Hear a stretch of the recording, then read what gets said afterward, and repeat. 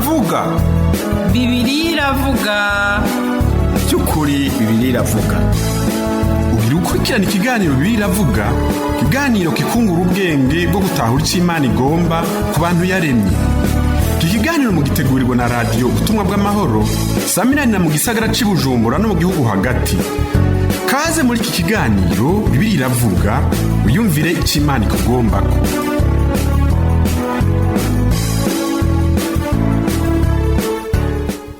Juti yanje mukundwa w'Imana ndakuramukije amaro y'Imana bane nawe. Kaze mu kiganiro Bibiliya iravuga mwateguriwe na Pastor Kuro Jerome mukagishikirizwa na radio Ubutumwa bw'Amahoro. Muhinga bw'ivyuma turi kumwe na mwene data niyo nizige Salvatore. Tumusaba twugura ikiganiro cacu n'indirimbo.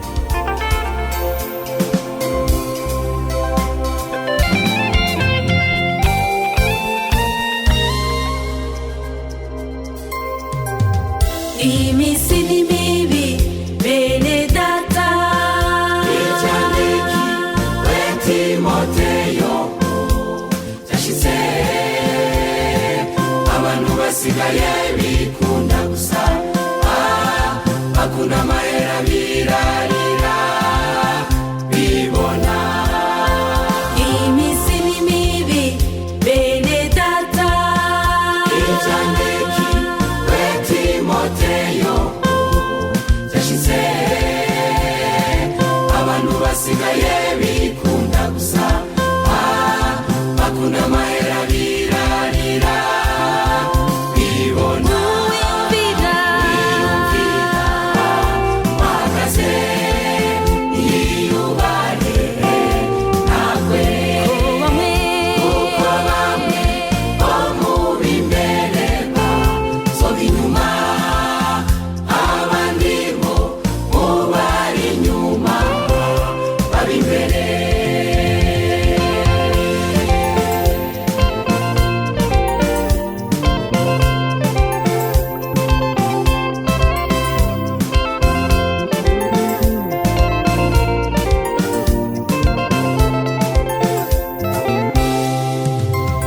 mu bimenyetso Yesu yasize avuze izokwere hano kuza kwiwe yavuze atubugarije buzogwira kandi n'urukundo rwa benshi ruzotimba mu bimenyetso Yesu yasize avuze izokwere hano kuza kwiwe yavuze atubugarije buzogwira kandi n'urukundo rwa benshi ruzotimba wahagaze yiyubare nakwe kuko bamwe bo mu b'imbere basoba inyuma abandi bo mu bari inyuma baba imbere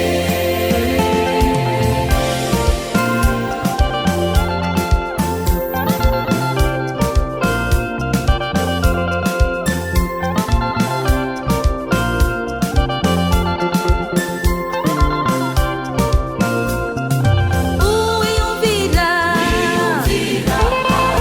wahagaze yiyubare nakwe kuko bamwe bo mu b'imbere basoba inyuma abandi bo mu bari inyuma baba imbere uwiyumvira wahagaze yiyubare nakwe kuko bamwe bo mu b'imbere basoba inyuma abandi bo mu bari inyuma baba imbere Njuti yanje turi kumwe. Ndanezerewe no kongera kubana nawe muri kino kiganiro. Aho tugiye gukomeza icigwa twatanguye. Mbega ntaraja kure. Woba wibuka umutwe w'ijambo twari dufise igihe doherukana. Wagira utiki. namba wishuye uti ntukice wishuye neza. Twabonye amajambo Yesu yavuganye n'uriya musore w'umutunzi yaje kuri we abaza ico yokora ngo araga ubugingo budashira. Yesu amwibutsa ivyagezwe kandi avyibutsa usanzwe abizi. Ni muri ivyo vyagezwe tumaze kuvugana kuri bibiri muri vyo, ari vyo ntugasambane, ntukice. Uyu munsi turavuga ku cagezwe ca gatatu Yesu yamwibukije, cavuga ngo ntukibe, ari nawo mutwe w'ijambo tuvugana k'uyu munsi. Nshuti yanje turi kumwe, kwiba vyarabujijwe kandi n'uno munsi birabujijwe, ariko abantu bariba. Muri za sentare imanza zifatiye ku kwiba ni nyinshi. Abandi barapfunzwe kubera icaha co kwiba, abandi birabatunze kuko babigize umwuga. Hari n'abatarafatwa ariko bagenda nibanga ribi ryo kwiba kandi imitima yabo ikagenda ibagiriza. Abandi bakavyubakira uruzitiro ruzotuma bitamenyekana, bagafatanya ari batatu canke barenga, bati ntawe uzobimenya. Ariko woye kwibesha, uwavuze ngo ntukibe arabizi. Kwiba vyarahanwa mw'isezerano rya kera. Uwiba wese bamwita igisuma. Igisuma n'uwari we wese yihagira ibintu vya mugenzi we akabigira ivyiwe. Akarorero ni Yuda dusanga mu butumwa bwa Yohana mu gice ca 12 ku murongo wa 6 havuga ngo ariko ivyo ntiyabivugishijwe no kubabara boro, nuko yari umwivyi agendana umupfuko agasotora kubibitswemwo. Rimwe na rimwe imvugo igaragaza umuntu canke rimwe na rimwe imvugo igaragaza umuntu canke ikerekana ibiri mu mutima wiwe. Yuda yamenyekaniye ku majambo avuze muri uwo mwanya. Uti yavuze ngo iki? Ku murongo wa 4 havuga ngo ariko Yuda Isikariota, umwe mu bigishwa biwe, uwagira azamugure aravuga. Murongo wa 5 ati niki catumye ayo mavuta ataguzwe idenari y'amajana 6 ngo zihabwa boro. Iyi mvugo yerekana ububeshi bwo mu mutima wa Yuda, kuvuga ikinyuranije n'ikiri mu mutima wawe. Uku niko abiba bamera, bamenya kunyegeza icifuzo kibi hirya mu mutima, umunwa ugasohora ikindi cifuzo ciza kidasa n'icambere. Salvatore twongera indirimbo mu biga bw'ivyuma, hanyuma tumira amate tubone gukomeza.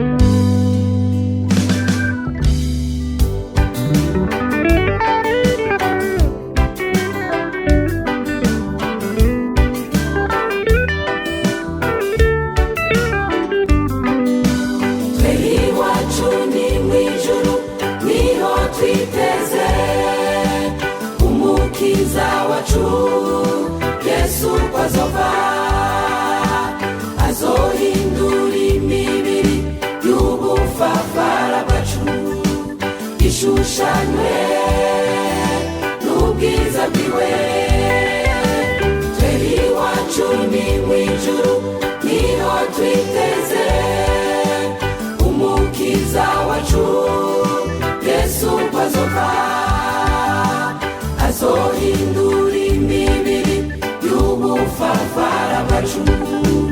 Ishushanywe n'ubwiza bwiwe,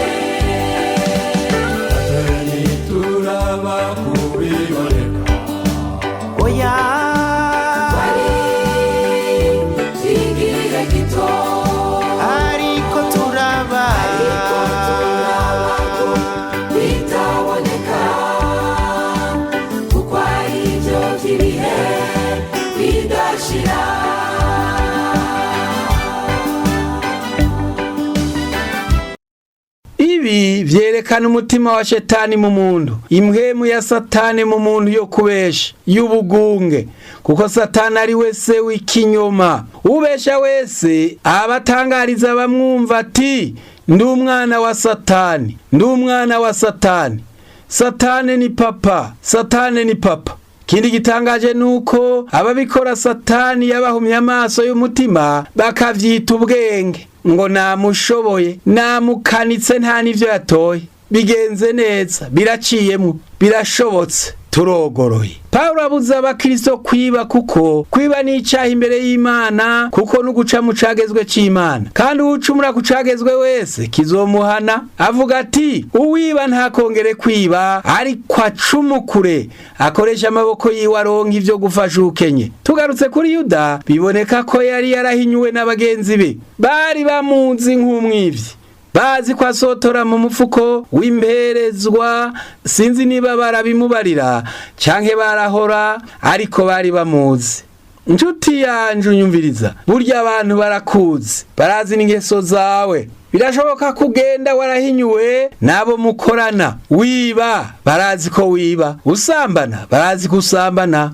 Wica, barazi ko uri umwicanyi. Bakubona, bakumva ngo tss, nguyu araje. Warahinyuwe, ntaco ucambariye, naho nta ugushikira ngo aguhishuke ngo abikubarire. Yamara umutima wawe ntusiba kugukebura, gatima muntu ntisiba kukubarira, ikugira inama ngo wihane. Hindukira wihane, Imana ikubabarire.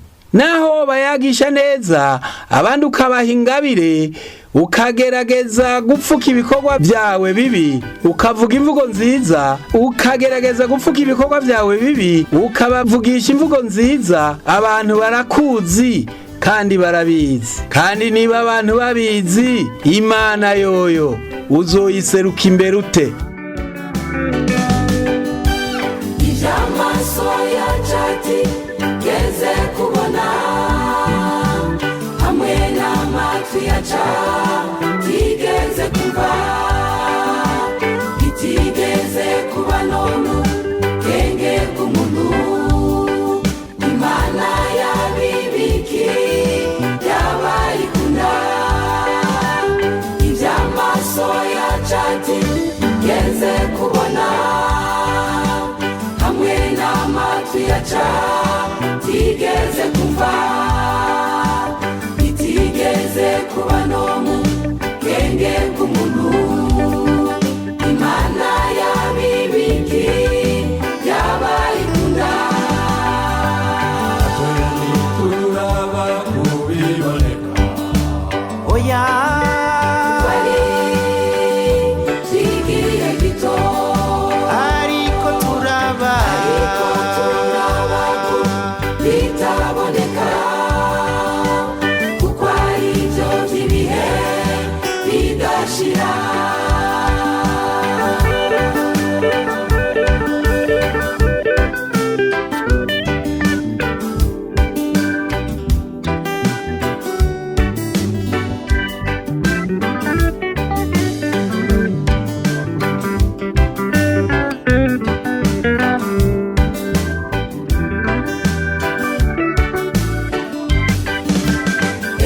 Imana yacusu munungu ibeshe, kandi si umwana w'umuntu yivuguruze.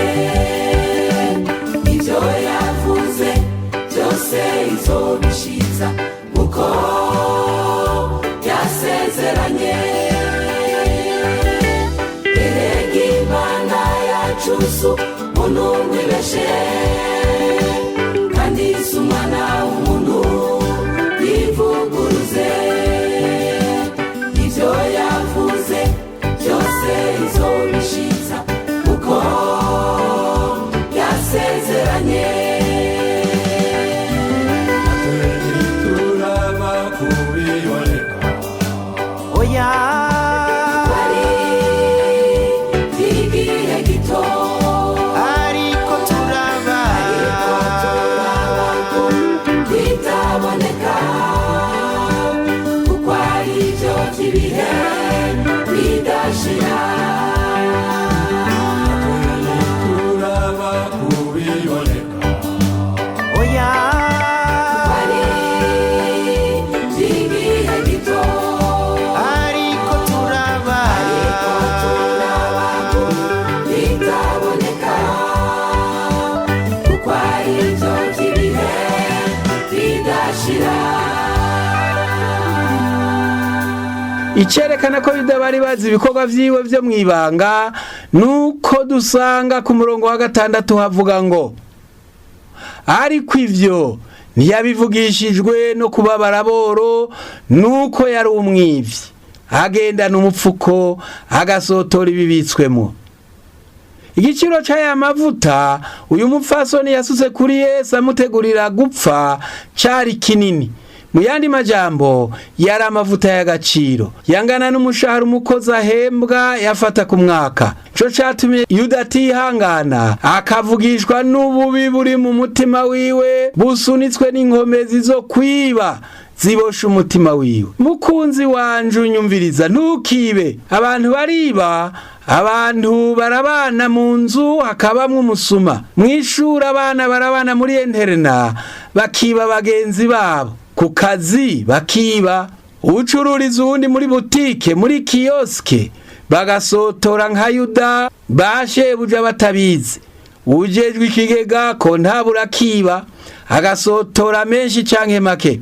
Abantu rero bariba kugeza babiha inguvu canke bakubaka inzitiro zibakingira bagakomeza akaboko n'ubusuma mu kurondera bafatanya umugambi kugira ngo ejo bitazohava bimenyekana. Bakaba babiri canke batatu, emwe na shefu akajamwo kugira ngo uburengeti bukwire hose. Mbega wowe wibuka icaseruye Yuda yagaragajwe n'amafeza yumvise abaherezi bamwemereye yo kugura shebuja, abona mu maso yiwe ni menshi naho yari make, ntiyo yaheba kuko yaromoye, yemera kuyoba arayakira, araheza arondera ingene yo mutanga ngo yirire amafaranga. N'ubu abantu baratanga abandi ku mahera, umuntu kagurisha mugenzi we agapfa ku mahera, uwundi agata mugenzi we mu rudubi bakamunyaga utwo yacumukuriye ku mahera, akemanga ikinyoma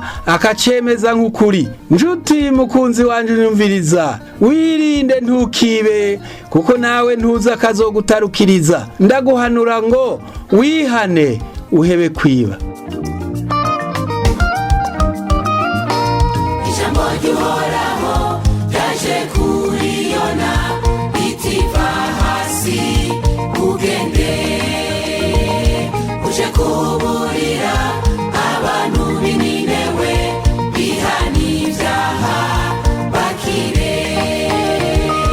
Ijambo ry'Uhoraho ryaje kuri Yona ritiva hasi ugende uje kuburira abantu b'i Ninewe bihana ibyaha bakire. Yona, Yona, Yona kujayo arahunga afata inzira y'Igitarushishi wahunge ave mu nyonga z'Uhoraho, ariko Imana yaramubona. Yona, Yona, Yona kujayo arahunga afata inzira y'Igitarushishi wahunge ave mu nyonga z'Uhoraho, ariko Imana yaramubona.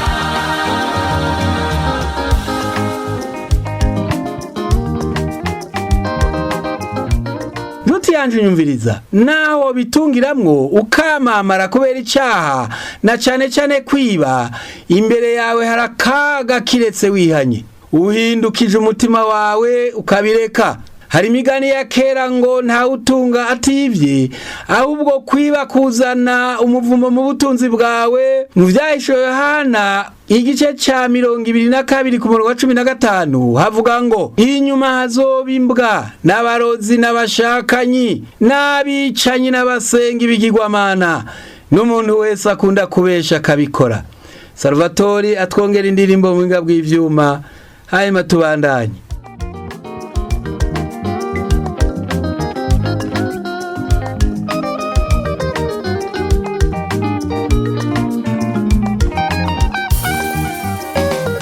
Bashitse mu kiyaga barafata Yona bamutererayo baragenda. Imana icitegeka urufi runini rumira Yona ntiyapfa.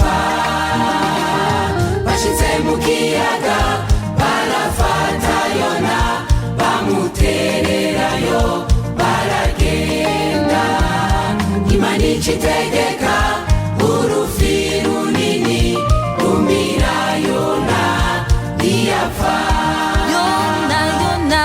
namara gatatu mu nda y'ifi Aratahura. aratahura neza yuko Imana Itinyegezwa. itinyegezwa kandi yuko Imana Iharira. iharira ibigabitanyo Oh, Yona, Yona.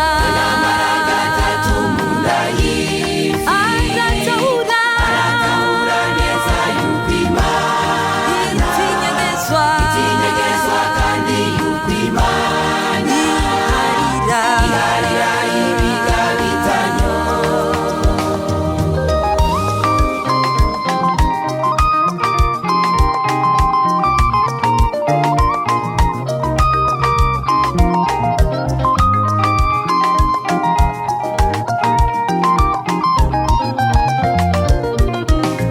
Ewe munyabyaha. menye neza Imana itinyegezwa Ewe wagisuma. menye neza Imana itinyegezwa Ewe wamboregwa. menye neza Imana itinyegezwa Ewe musambanyi. menye neza Imana itinyegezwa Oh, hazubaho. hazobaho umunsi uzobibazwa Oh, hazubaho. hazobaho umunsi uzobibazwa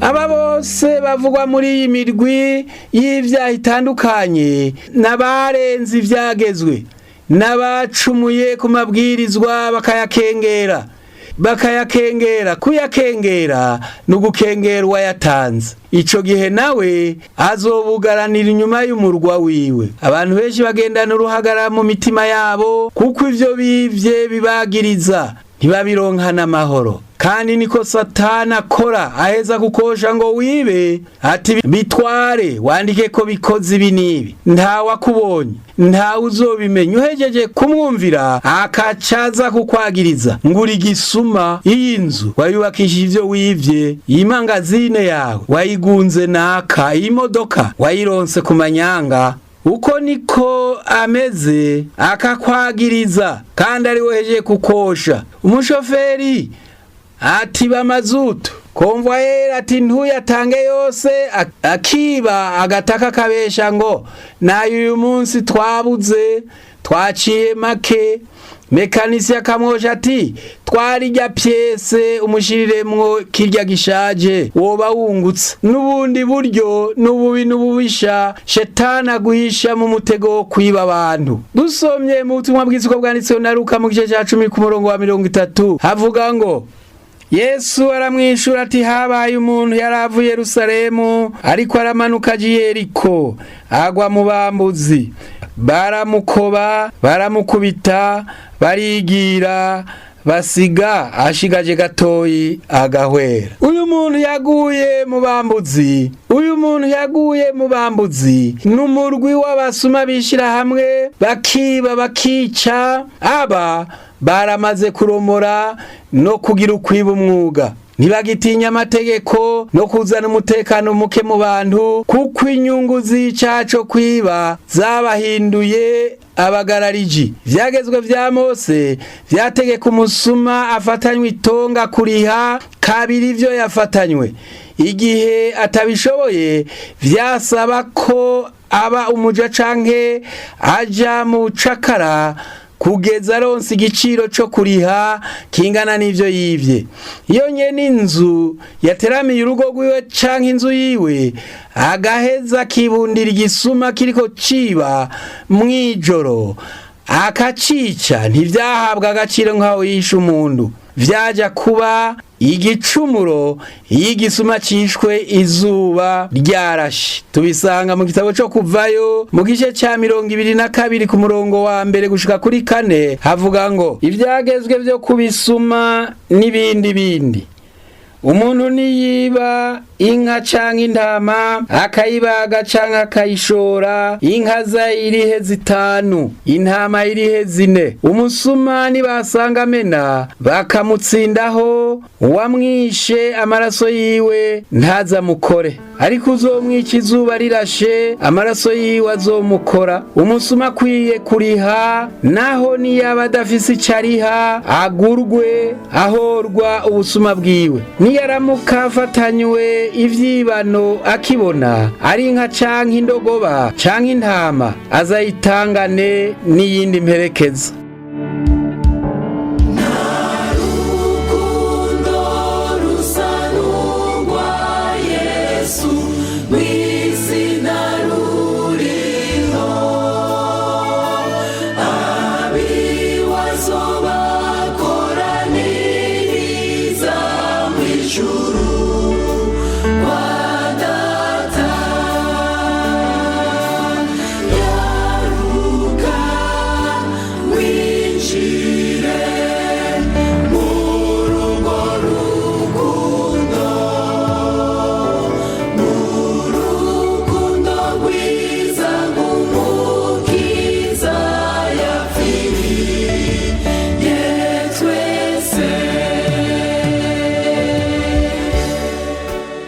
Njuti mukunzi wanje unyumviriza, inyandiko za Kigiriki zerekana ko biriya bisuma vyari bibambanywe na Yesu bari bakoze ivyaha birengeje kwiba. Umwe muri bo arihanamenye ko Yesu ari Imana kandi ko muhemu wo guharira ari kuri we. Amenya nuko Yesu yera, abambwa atacumuye, atacaha yakoze. Aronka amahigwe yo gukiza ubugingo bwiwe biciye mu guharigwa icaha ciwe. Njuti yanje twabanye muri ikiganiro, nashaka turangirize ngaha ndakwibutsa kwiza imbabazi yagiriwe n'uyu munyembabazi Yesu Kristo. N'uyu munsi akirindiriye umuntu wese amenya icaha ciwe akacemera na guca bugufi ngo aharigwe. Nakubaza ko wisunze aya majambo, wemera kwatura icaha cawe ngo uharigwe? Atura nanje ngusengere kandi wizigira imbabazi z'Imana. Vuga uti Mwami Yesu, mbabarira icaha canje, ndihanye singisubira. Nyogesha amaraso yawe, umbe mpwemu yera anzigame kandi nyandike mu gitabo c'ubugingo nzoshike mwijuru. Urakoze kumariye ndavyizeye mu izina ryawe ryera. Amen. Reka ngusengere. Mwami Yesu, turasengeye umuntu aciye bugufi akihana, mukure muri izi ngoyi z'icaha, muharire, mwezesha amaraso kandi umutunganye. Muhempwemu yera amurongore, hanyuma uzomujane mwijuru. Urakoze kumuhariye turavyizeye mu izina ryawe ryera. Amen. Njuti mukunzi wanje, ni vyiza ko worondera umukozi w'Imana ari hafi yizigiwe, mukaganira akagufasha ukarushirizaho kuja imbere no kuva mu ngoyi z'icaha. Nubikora bizofasha umutima wawe. Imana iguhezagire. Ufise icubaza, telefone ni 69 75 84 83 canke 71 134 019. Imana iguhezagire.